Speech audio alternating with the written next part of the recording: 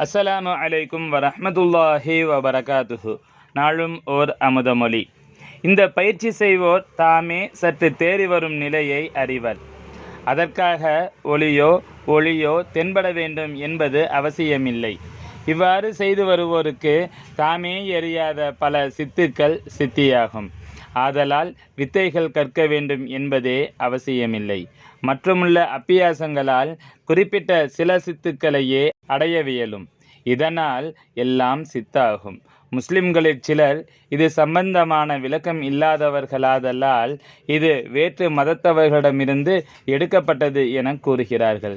பல்லாண்டுகளுக்கு முன் அப்துல் கரீமுல் ஜீலி ரலியல்லாஹு தஆலா அன்ஹு அவர்களால் எழுதப்பட்ட மிகச் சிறப்பு வாய்ந்த அரபு நூலாகிய இன்சான் காமிலிலும் இப்பயிற்சி எழுதப்பட்டுள்ளது காண்க. இரு கண்களையும் புண்ணெனக் கொள்வார்.